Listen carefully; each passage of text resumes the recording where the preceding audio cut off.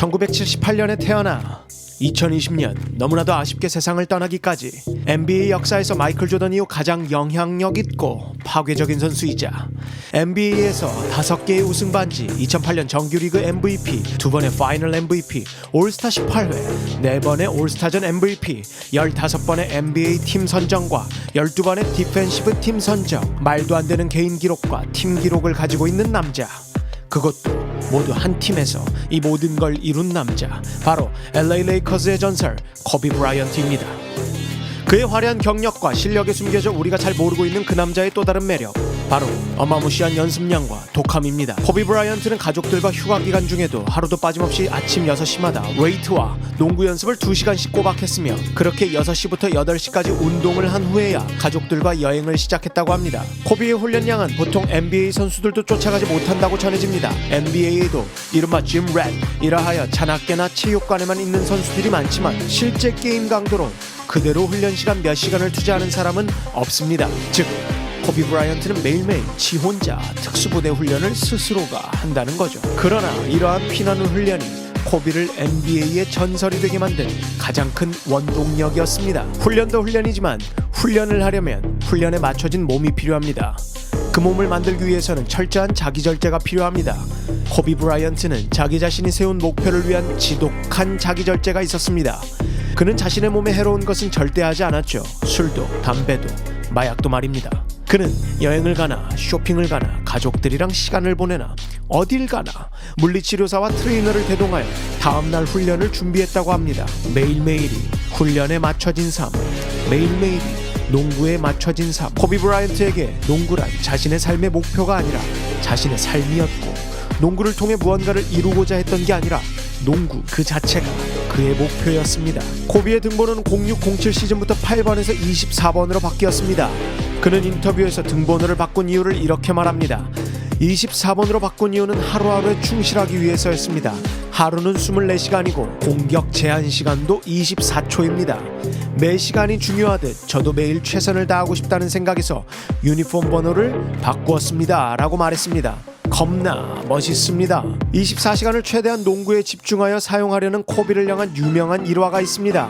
바로 2012년 미국 농구 국가대표팀 트레이너로 활동한 로버트에 의한 이야기입니다. 로버트 코치가 라스베가스에서 팀 USA의 트레이너로서 초청을 받았을 때 연습 경기 바로 전날 로버트는 호텔에서 영화를 보고 있었고, 시간은 새벽 3시 30분 정도였다고 합니다. 잠이 슬슬 들려고 하는데 갑자기 핸드폰이 울려서 확인했더니 코비 브라이언트였습니다. 이 늦은 시간에 왜 전화 왔나 싶어서 긴장된 마음으로 전화를 받았습니다. 핸드폰 넘어 들려오는 코비의 첫 마디는 로버트, 새벽에 미안해. 내가 혹시 잠자고 있는데 방해하고 있는 거 아니지? 로버트는 속으로 이 새벽에 왜 그러지? 라는 의문과 함께 아니야 무슨 일이야? 코비가 이렇게 얘기합니다.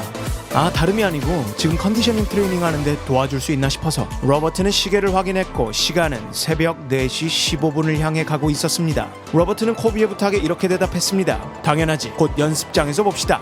연습장까지 가는 데는 대략 20분 정도 걸렸습니다.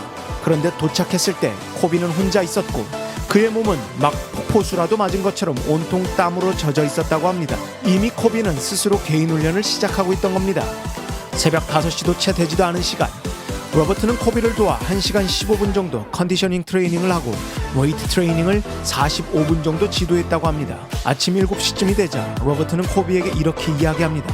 코비, 나는 이따 11시에 있을 팀 훈련을 위해서 잠깐이라도 자야 될 것 같아. 너도 좀 들어가지 그래. 코비가 이렇게 대답했다고 합니다. 응, 고마워. 먼저 들어가. 나는 좀 더 남아서 슛 좀 더 쏘고 갈게. 그는 다시 코트로 갔고 로버트는 잠을 좀 자기 위해 호텔로 돌아갔다고 합니다. 아침 11시가 되었고 전체 팀 훈련을 위해 연습 코트에 도착했을 때 코치인 로버트의 몸은 엄청 피곤했습니다. 3-4시간밖에는 잠을 못 잤기 때문이죠. 연습 코트에 다시 도착했을 때 그곳엔 미국 대표팀 선수들이 훈련을 기다리고 있었다고 합니다.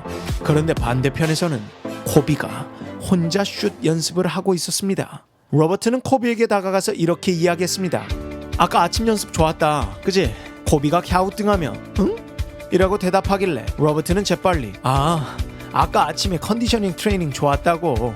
그리고는 계속해서 슈팅 연습을 하면서 코비가 이렇게 대답했습니다. 맞아 진짜 고맙게 생각하고 있어. 피곤한데 나와줘서 고마워 라고 코비는 대답했고, 로버트는 그 다음 대화를 평생 잊지 못한다고 합니다. 로버트가 얘기합니다. 몇 시쯤 끝났어? 코비가 대답했습니다. 뭐가 끝나?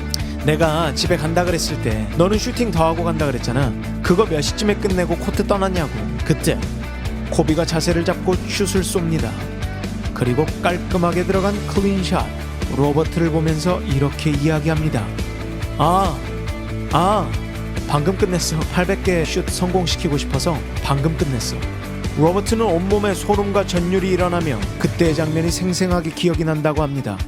방금 끝냈다 라는 코비의 말을 들은 로버트는 충격에 휩싸였고 개인 훈련을 4시에 시작해서 아침 11시가 조금 넘을 때까지 7시간을 넘게 개인 훈련을 한 것입니다.